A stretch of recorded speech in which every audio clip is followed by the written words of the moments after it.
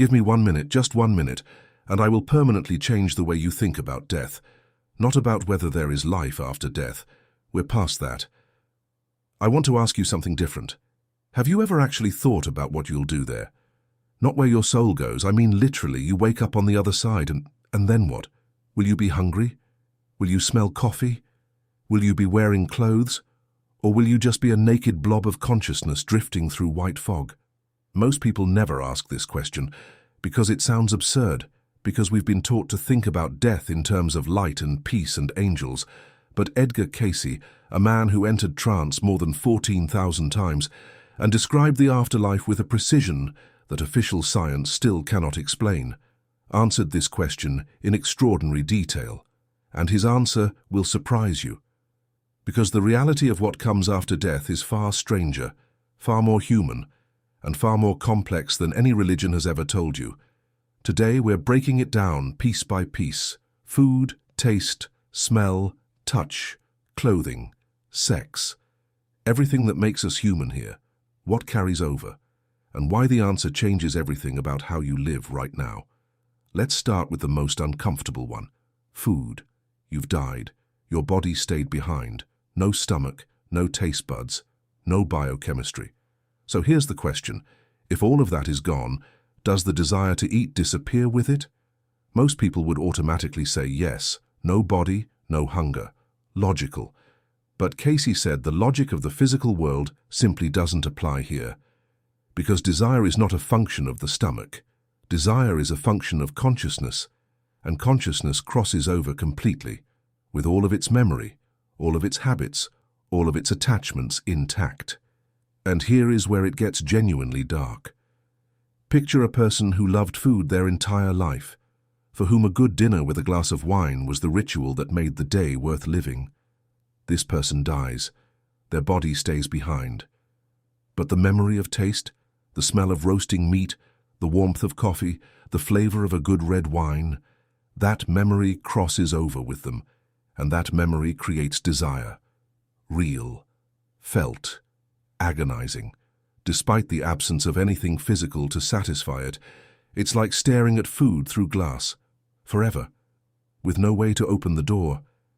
Cayce called this the realm of unfulfilled desires, and it's exactly where soul parasites get trapped. Not because they're evil, because they're hungry, but now a real story. Because theory is one thing and what actually happened to one man is something else entirely. His name was Raymond Lodge.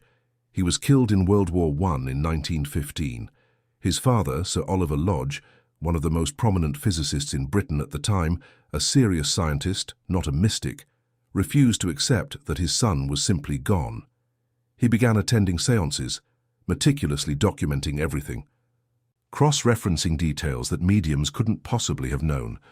What emerged from those sessions was later published in a book simply called Raymond, and the details Raymond communicated were not poetic visions of heaven.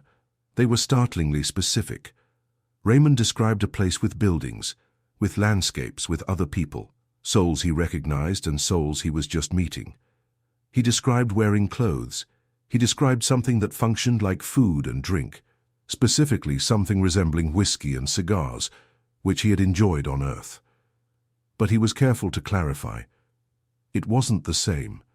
He said it was created, constructed somehow, and that it was for the pleasure of familiarity, not out of need. He was puzzled by it himself, as if the environment was responding to what souls expected to find, what they needed in order to feel oriented, to feel like themselves. His father, a physicist who built his career on evidence, published every word. He staked his reputation on it. The book sold hundreds of thousands of copies and was attacked viciously by the scientific establishment. Sir Oliver didn't care. He said the evidence was stronger than anything he'd encountered in a laboratory.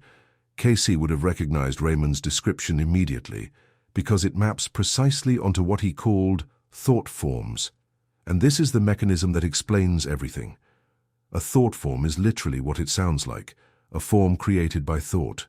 On Earth, we create objects with our hands. Need a table? Find wood, shape it, assemble it. The physical world requires physical effort to create physical objects. But in a world without matter as we understand it, Creation happens differently.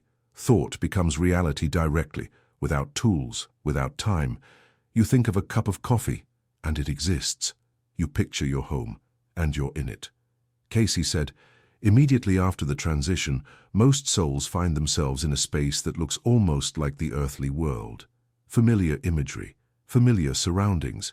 This is the work of thought forms. A consciousness that has just left its body automatically reconstructs a familiar reality, because that's all it has ever known. So real that many souls initially don't even realize they've died. Raymond Lodge didn't immediately understand he was dead.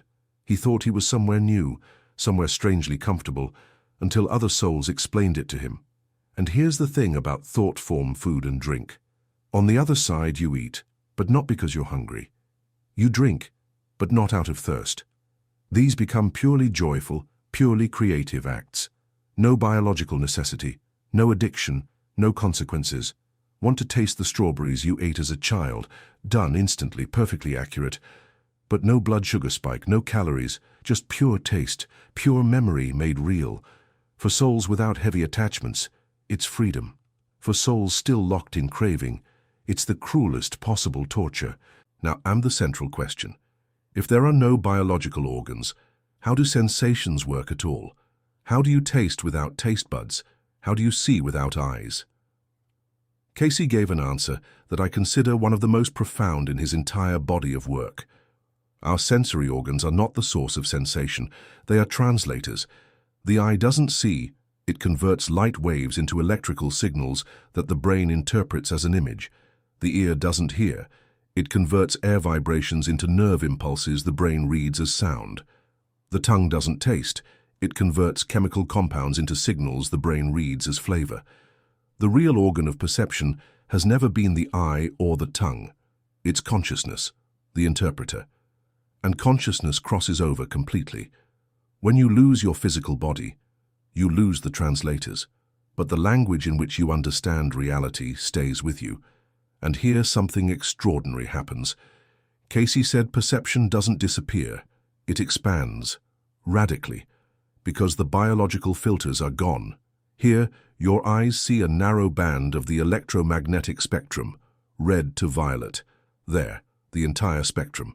Colors that have no names in any human language. Here your ears catch sounds between 20 and 20,000 hertz. There, the full range of reality's vibrations. Music no earthly instrument could produce. Taste becomes not a chemical sensation, but a direct energetic reading of an object's vibration, with no middleman. This isn't a lesser experience than what we know. It's a fundamentally different scale. Like comparing the screen of an old phone to a full-scale holographic projection. Now, clothing. Because this question sounds trivial, but it opens up something important about identity. Why do we get dressed? Temperature and protection on the physical level, yes, but clothing is far more than that. It's identity. It's how you want to be perceived. It's the expression of who you are on the inside, projected outward. And Cayce said this doesn't disappear, because the desire to express yourself is not a function of the body. It's a function of personality. And personality crosses over. On the other side, souls look the way they want to look. Young, if that was when they felt most alive. Mature, if that was when they felt most themselves. Dressed in whatever carries meaning. One person in the suit they loved. Another in simple, comfortable clothes that felt like home. A third in something entirely new. Something that never existed on earth. That perfectly expresses who they have become. You look the way you know yourself from the inside, without a mirror, without anyone else's opinion. Thought and reality are one and the same.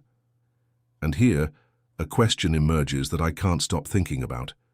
If you spent your entire life hating your body, what will you see there? If you spent your whole life feeling not enough, who will you be on the other side?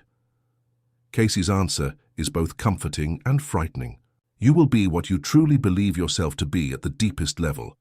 Not what you say about yourself, not what others think of you, what you actually are at the very center of your consciousness. If at that center there is love and self-acceptance, you arrive whole. If at that center there are years of accumulated self-hatred, that is reflected too. The thought form is honest. It doesn't flatter. It shows exactly what's there. Now the part that usually goes unspoken: intimacy. The tactile sensations that for many people are the primary way of feeling alive. At the lower levels of post-death existence, the craving for physical closeness can be just as agonizing as the craving for food. For souls whose lives were built around physical pleasure as an end in itself, this craving holds them at the boundary between worlds. But at the higher levels, something entirely different occurs. What Brown described as merging, the literal contact of two informational fields. Knowing another person from the inside, completely, without words, without the ability to hide or pretend, described as thousands of times more intense than any physical intimacy. Not because physical intimacy is bad, but because physical intimacy is an approach toward what this merging fully is.